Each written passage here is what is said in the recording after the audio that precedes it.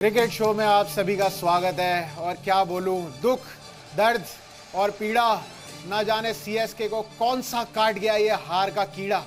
Chennai super Kings की लगातार 5वीं हार और हम जैसे फैंस अब सोच रहे हैं ना जाने कहां जाके ढूंढे अब एक अच्छा सा बार।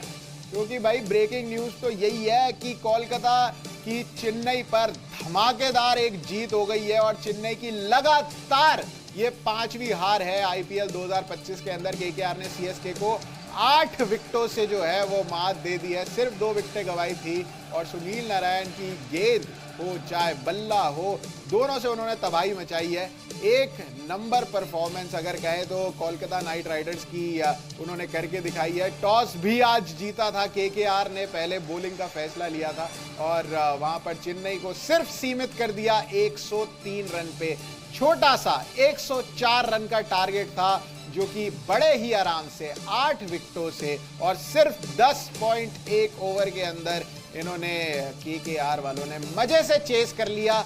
भाई क्या पारी एक खेली है पूरी कोलकाता नाइट राइडर्स की टीम ने। और सुनील नारायण, जिनको सभी लोग कह रहे थे, जिन पर सवाल उठाए जा रहे थे कि भाई अब इनसे हो नहीं पा रहा है, सुनील नारायण गेंद से भी इफेक्टिव नहीं है, बैट से भी इफेक्टिव नहीं है। जो इनको ओपनर बनाने का जो एक सीन बनाया था केकेआर ने, चंद्रकांत पंडित जी जो इनके कोच है, इन्होंने जो एक प्रोग्राम बनाया था वो प्रोग्राम जो है वो फ्लॉप हो चुका है। पर सुनील नारायण ने कहा नहीं भाई, आज हम बता देंगे कि कैसे जो है ये मैच को जो है अपनी गिरफ्त में किया जाता है, इस मैच को कैसे जीता जाता है। तो चेन्नई सुपर किंग्स आज भी फीकी पड़ गई 5 मैचों से लगातार। पहला मैच जो था इनका मुंबई के खिलाफ, सिर्फ वो जीती थी। उसके बाद लगातार ये 5वां मैच है जिसमें चेन्नई सुपर किंग्स और थाला धोनी आज कैप्टन होने के बावजूद भी नहीं परफॉर्म कर पाए। पहली बार शायद ऐसा लगा कि महेंद्र सिंह धोनी पे एक प्रेशर नजर आ रहा है कैप्टनसी का। पर मेरे साथ स्टूडियो के अंदर है अभिषेक। और अभिषेक, क्या हो रहा है ये? एक मिनट में शुरुआत जरा कर लेता हूं। हाँ जी। मजा ही आ गया है चेन्नई के फैंस का ये हाल देखकर। आप कह रहे थे कि चेन्नई के फैंस को देखना पड़ेगा, ढूंढना पड़ेगा कोई बात। मैं तो कहता हूं भाई ढूंढो कोई अच्छी सी दीवार, क्योंकि इस टाइम में चेन्नई के फैंस जाके सिर ही मार रहे होंगे कि भाई ये कैसी टीम बना के दे दी है, क्योंकि कोई जीत ही नहीं पा रहा है किसी टीम के अंदर। मतलब पूरी टीम के अंदर हमेशा से बोलते थे डैड्स आर्मी है, डैड्स आर्मी है, ये कैसे कर पा रही है। अब मुझे लग रहा है जितने सारे ये डैड्स हैं इन सबको उठ के रिटायरमेंट एक साथ ले लेनी चाहिए, सामूहिक तरीके से ले लेनी चाहिए ये रिटायरमेंट, और कोई अलग यंग टीम बनानी चाहिए। लेकिन समझ ही नहीं आ रहा कि भाई ये चेन्नई को हुआ क्या है। मजे की बात ये है भाई, ये चेन्नई के कट्टर फैन प्रशांत साहब, भाई आपने सुना आपके नए नवेले कप्तान जो आए हैं उन्होंने क्या कहा मैच खत्म होने के बाद, जब उनसे सवाल किया गया कि चेन्नई की टीम बाकी टीमों के मुकाबले हल्की दिख रही है, हल्की पड़ रही है, और पावर प्ले के अंदर जहां बाकी टीम 60-60 रन बना रही है आप 30 भी नहीं बना पा रहे हो, ये कैसे हो सकता है। तो आपके प्रिय बहुत ही प्यारे महेंद्र सिंह धोनी जी जो नए नवेले कप्तान बने हैं, अनकैप्ड खिलाड़ी जो है, उन्होंने कहा कि भाई हमारी जैसी टीम है ना, उस टीम के लिहाज से अगर आप बोलो कि हम 60 रन पावर प्ले में अंदर बना के दें तो भाई ये गलत बात हो जाएगी। आप हमसे ऐसी एक्सपेक्टेशंस मत रखिए, हम तो सिर्फ नॉर्मल शॉट मार सकते हैं, हम ताबड़तोड़ नहीं खेल सकते हैं। तो अगर किसी टीम का कप्तान जो इंडिया की एक टाइम पे थे, शान भाई, अगर ऐसी बातें करेंगे तो कैसे बनेगा भाई, ऐसे कैसे चलेगा किसी टीम का तीर कमान। मुझे बताओ यार ये कट्टर फैन प्रशांत भाई कि अगर कप्तान साहब ऐसा कर रहे हैं, मतलब बैटिंग में जब वो आउट होकर जाते हैं तो वो कहते हैं कि नहीं मैं तो नॉट आउट था, ये तो कंट्रोवर्शियल डिसीजन हो गया है, तो बताओ कैसे चलेगा। अगर किसी टीम के अंदर ओपनिंग स्टैंड ही, आपको मैं अगर बताऊं कि इनकी ओपनिंग का अगर एवरेज जो है, एक पहली विकेट जब गिरती है उससे पहले मात्र 17-18 का एवरेज चल रहा है, और ज्यादातर मतलब एक ही बार हुआ है कि 50 की पार्टनरशिप आई हो ओपनिंग स्टैंड पे, अदरवाइज इनकी ओपनिंग स्टैंड बिल्कुल नहीं चल पा रही है। मिडिल ऑर्डर किसी लायक नहीं है, भरोसे का नहीं है। और इस टीम के अंदर जहां पर दीपक हुड्डा और जहां पर आप साथ में किनको लगाते हो, विजय शंकर को, द 3D प्लेयर, अगर ये दोनों बंदे एक साथ, पहले तो आपने इनको इफ और वाले सिचुएशन में रखा हुआ था कि या तो विजय शंकर खेलेंगे या फिर दीपक हुड्डा खेलेंगे, और अब आपने उनको दोनों को साथ में प्लेइंग 11 में इंपैक्ट सब बुला के भी खिला दिया है। अगर ऐसी कोई टीम रहेगी तो कैसे काम चलेगा और कैसे टूर्नामेंट जीतेंगे। मेरे को तो अब इनका फ्यूचर बड़ा ब्लीक लग रहा है, मेरे को इनका फ्यूचर अंधेरे में दिख रहा है। कमाल ही हो गया, मतलब छोटा रह गया है चेन्नई सुपर किंग्स का बल्ला और खाली हो गया इनका गल्ला, क्योंकि 103 रन बनाए खाली 20 ओवर के अंदर। 9 विकेटें गिरी, सारे ऑल आउट नहीं हुए। ये एक सिल्वर लाइनिंग पता नहीं इसको कहेंगे नहीं कहेंगे, लेकिन स्कोर कार्ड आपको बता देते हैं। रचिन रविंद्र 4 रन मारे इन्होंने 9 बॉलों पे, कोई चौका नहीं, कोई छक्का नहीं। एक बड़ा ही अजीब सा शॉट मार के ये आउट हो गए। डेवन कॉनवे आए, दोनों न्यूजीलैंड के बैटर्स ने ओपनिंग करी। 12 रन मारे 11 बॉलों में, 2 चौके इनके भी बल्ले से आए। उसके बाद थे राहुल त्रिपाठी, जिनको ऋतुराज गायकवाड़ की जगह टीम में लाया गया है। 1 डाउन पर वो आए, 16 रन बनाए उन्होंने 22 गेंदों के अंदर, 1 चौका उसमें शामिल था। फिर आए 3D player Vijay Shankar, 29 run उन्होंने मारे 21 बॉलों में, 2 चौके इनकी जरूर है, लेकिन 2 कैचे भी इनकी ड्रॉप हुई है, 1 छक्का भी इनके बल्ले से आया। फिर आए शिवम दुबे, 31 रन इन्होंने बनाए, नॉट आउट रहे, 29 बॉलों में बनाए, 3 चौके ही सिर्फ ये मार पाए और ऐसा लग रहा था कि इनसे जज ही नहीं हो पा रही है बॉल, चौके की तरफ जा ही नहीं पा रही है। उसके बाद तो भाई बिल्कुल जैसे कि लड़ी सी लग गई है विकेटों की। अश्विन, रविंद्र जडेजा, दीपक हुडा, धोनी और नूर अहमद कुल मिला के 3 रन बना पाए ये 5 खिलाड़ी। और एंड में अंशुल कंबोज भी आए जिन्होंने 3 बॉलों पे 3 रन बनाए, नॉट आउट रहे वो वहां पर ये जो आखिरी के 5 आप खिलाड़ी देख रहे हो आप, अश्विन, रविंद्र जडेजा, दीपक हुडा, धोनी और नूर अहमद, अगर 5 आपके खिलाड़ी जिसके अंदर धोनी शामिल है, जिसके अंदर वर्ल्ड का one of the best finisher शामिल है, अगर वो 0 रन बना रहे हैं और ये 5 लोग मिलकर 3 रन बना रहे हैं, तो कैसे चल पाएगी इस चेन्नई सुपर किंग्स की गाड़ी। आप देखो कि चाहे ये जो चेन्नई सुपर किंग्स की जो सब कह रहे थे कि चेन्नई एक्सप्रेस इस बार पटरी पे देखना फुल स्पीड से भागेगी, वो अब जो है वो डीरेल हो गई है। क्योंकि अगर आपको दीपक हुडा को लाना पड़ रहा है एज अ इम्पैक्ट सब, तो क्या ही होगा इस टीम का, मुझे तो नहीं समझ आ रहा। जब विजय शंकर और दीपक, मतलब विजय शंकर आपकी टीम के हाईएस्ट स्कोरर बन के आ रहे हैं और लास्ट मिनट एडिशन थे भाई। मैं तो बतौर केकेआर सपोर्टर मैं तो कहूंगा कि बहुत बढ़िया करा यार।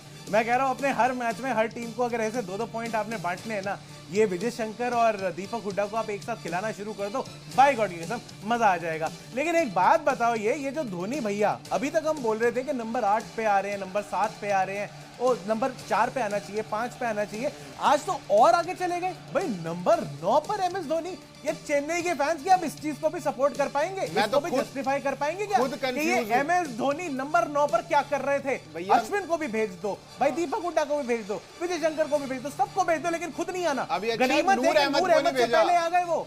अच्छा है कि नूर अहमद को पहले नहीं मिला। जब सबने देख लिया था कि पिछली बार जो पिछला मैच था उसमें धोनी थे, वो 5वें नंबर पर आए थे, 3rd डाउन पर ही महेंद्र सिंह धोनी आ गए थे। सबको लगा कि अब अच्छा होने वाला है सीएसके के साथ। अब जो धोनी भाई हैं उन्होंने ये फिक्स कर लिया है कि भाई अब मैं आऊंगा और 5वें नंबर पर ही आऊंगा, पर नहीं, धोनी भाई बीइंग धोनी भाई, उन्होंने फिर आज 9वें नंबर का स्पॉट पकड़ा और उन्होंने कहा कि चलो ठीक है, अब मैं यहीं आऊंगा और मैं नहीं छोड़ूंगा इस स्पॉट को, चाहे अश्विन को आना पड़े, चाहे टीम बिल्कुल ही डीरेल हो रखी हो, चाहे टीम के 100 रन ना पूरे हो पाए। वो तो चौका लग गया शिवम दुबे से आखिरी बॉल पे, वरना ये टीम 99 पे ही रह जाती। वो तो उनका तुक्के का चौका आ गया, वो भी तीसरा ही चौका था। जब शिवम दुबे, आप जिनको फिनिशर मान रहे हो, वो आपके 5वें नंबर पर आ रहे हैं, वो एंड तक खेल रहे हैं और वो सिर्फ 3 चौके ही लगा पा रहे हैं और सिर्फ 108 के स्ट्राइक रेट से ही खेल पा रहे हैं, तो चेन्नई सुपर किंग्स कैसे सरवाइव कर पाएगी इस आईपीएल में, जहां पर गुजरात जैसी टीम है, जहां पर दिल्ली जैसी टीम है जो कि इतनी बैलेंस नजर आ रही है कि ये 200 रन का टारगेट भी चेस कर सकती है और 150 रन को डिफेंड भी कर सकती है। तो आप देखिए कैसा हो रहा है। और आपको इस मैच के स्टैट्स भी दिखा देते हैं कि चेन्नई की जो बॉलिंग है उन्होंने किस तरीके से परफॉर्म किया। और उससे पहले बैटिंग आप देख लीजिए, रचिन रविंद्र जो आए आज शुरुआत में, न्यूजीलैंड के बैटर जो है, लेफ्टी हैं ये, और 4 ही रन बनाए इन्होंने 9 बॉलों पे, सिर्फ 44 का इनका स्ट्राइक रेट रहा, कोई चौका नहीं, कोई छक्का नहीं। पहले मैच में इन्होंने कमाल दिखाया था, पर उसके बाद से किसी भी मैच में इनका बल्ला चला नहीं है। डेवन कॉनवे 12 रन इन्होंने बनाए 11 गेंदों पे, 2 चौके इनके भी आए और उसके बाद 109 के स्ट्राइक रेट पे ही इनको भी वापस जाना पड़ा। डेवन कॉनवे उस चीज का बदला ले रहे थे, खराब खेल के, जो इनको पिछली बार रिटायर्ड आउट करके भेज दिया गया था। यही किया इन्होंने। और उसके बाद शिवम दुबे नॉट आउट रहे 31 रन बनाकर, पर इनकी पारी को मैं बहुत अच्छा तो नहीं कहूंगा। 29 बॉलों में इन्होंने 31 रन बनाए, टीम को ट्रिपल डिजिट में पहुंचाया, बस इतना ही इन्होंने एक फायदा किया है चेन्नई सुपर किंग्स का, और कुछ फायदा इन्होंने नहीं किया। लेकिन महेंद्र सिंह धोनी आज सबको लग रहा था कि भाई संकट मोचन धोनी है, धोनी अनहोनी को होनी कर दे वो है धोनी, लेकिन आज इन्होंने होनी को भी अनहोनी कर दिया क्योंकि सिर्फ 1 रन बनाए 4 गेंदों पे, सिर्फ 25 का स्ट्राइक रेट रहा। कतई बाबर आजम वाला स्ट्राइक रेट इनका आज रहा है, समझ ही नहीं आ रहा। लेकिन 29 रन विजय शंकर ने भी बनाए 21 गेंदों में और 2 चौके 1 छक्का शामिल था। 138 का स्ट्राइक रेट था। एक समय पे ये 170 के स्ट्राइक रेट पे भी खेल रहे थे। किसी को विश्वास नहीं हो रहा था कि भाई विजय शंकर जो है वो 170 के स्ट्राइक रेट पे कैसे खेल रहे हैं। गलती कोई हो जाती है, धीरे धीरे गलतियां हो जाती हैं, कभी कभी वो ऐसे हो जाते हैं। विजय शंकर खुद भूल जाते हैं कि मैं किस कैलिबर का और किस स्पीड का खिलाड़ी हूं। और बाकी आपने अगर देखा कि 21 रन के अंदर उन्होंने 21 बॉलों में अगर उन्होंने 29 रन बनाए हैं, वही इसमें 2 जीवनदान शामिल है। बिल्कुल लॉलीपॉप जैसी कैचे जो थी वो छोड़ दी थी केकेआर ने। पर चलो गलतियां तो इंसानों से ही होती है ना, कभी कभी केकेआर वाले भी गलतियां कर देते हैं, लेकिन ये एक्चुअली मास्टर स्ट्रोक था। उनको पता था कि विजय शंकर को जितना लंबा खिलाओगे मैच जो है वो केकेआर की तरफ आता रहेगा। और यही स्ट्रैटेजी बाबर आजम के अगेंस्ट भी यूज करती है कई टीमें। आज यही स्ट्रैटेजी सीएसके के अगेंस्ट यूज करी। यही स्ट्रैटेजी पे विजय शंकर को खिलाते गए कि भाई इनकी कैच पकड़नी नहीं है, लेकिन विजय शंकर नहीं मान रहे थे, कहते कि नहीं मैं तो आउट होऊंगा भाई, मेरे से और ज्यादा नहीं हो पाता है। तो विजय शंकर फटाफट से चले गए भाई इतने से रन बना के। और बाकी भी टीम में जितने भी प्लेयर हैं सबने कसम खा रखी है कि ये जो बल्ला होता है ये बल्ला मुझसे चलाया नहीं जाता है।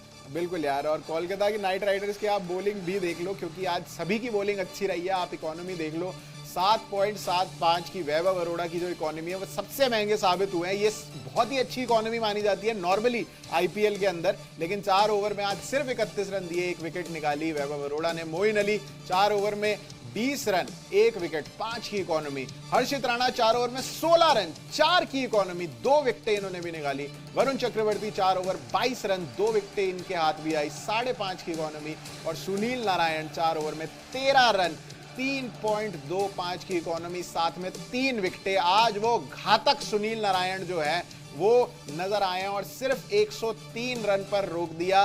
ये जो आप कट्टर फैन बन के पर्पल कोट पहन के आ गए हो अभिषेक भाई हमारे साथ, ये बॉलिंग देख के खुशी तो बहुत हो रही होगी आपको। अरे खुशी तो इतनी ज्यादा हो रही है, मैं आपको क्या बताऊं। मैं तो जान के आज कोट वोट पूरा पहन के, मैंने कहा हमारी टीम का कलर है थोड़ा लाइट ही सही, लेकिन कोई बात नहीं भाई, ऐसे ही शक्लें जो है पेल हो गई है बेचारे चेन्नई के फैंस की। मैंने कहा उनके साथ थोड़ी सॉलिडारिटी दिखा देते हैं। लेकिन आज कोलकाता की बॉलिंग जो रही भाई, ऐसा लग रहा था एक टाइम पे कि कोलकाता की बॉलिंग ने इतना काम नहीं करा है कि चेन्नई की बैटिंग जो है अपने आप को सेल्फ डिस्ट्रक्ट करे जा रही है।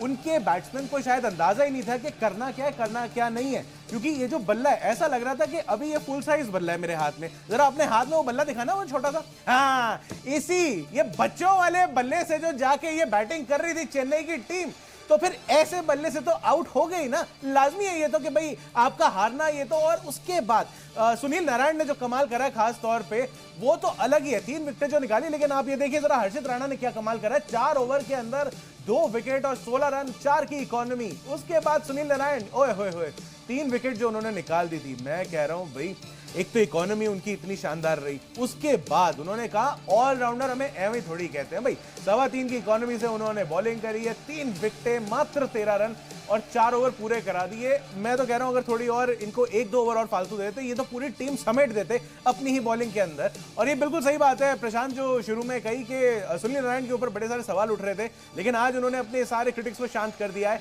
वरुण चक्रवर्ती, ये एक और 2 मिस्ट्री स्पिनर लेके घूमती है कोलकाता। 4 ओवर के अंदर वरुण चक्रवर्ती ने 2 विकेट भी ले लिए और 22 रन दिए, सिर्फ 5.5 का इकोनॉमी। भाई एवं थोड़ी, मतलब चेन्नई जैसी टीम को आप 100 रनों पे रिस्ट्रिक्ट कर देते हो। हाँ ठीक है, 103 चले गए, 3 आपको ग्रेस मार्क्स दिए थे, तो वो उस तरीके का कुछ परफॉर्मेंस गया है। और वैभव अरोड़ा आप देखिए कि 7.25 का इकोनॉमी रेट है, जब 103 रन बनते हैं उसके हिसाब से आपको ये लगेगा कि भाई बहुत महंगे चले गए, लेकिन फिर भी एक आधा ओवर इधर उधर हुआ है। अदरवाइज वैभव अरोड़ा ने भी बहुत बढ़िया बॉलिंग करी है, 4 ओवर के अंदर 1 विकेट और 31 रन।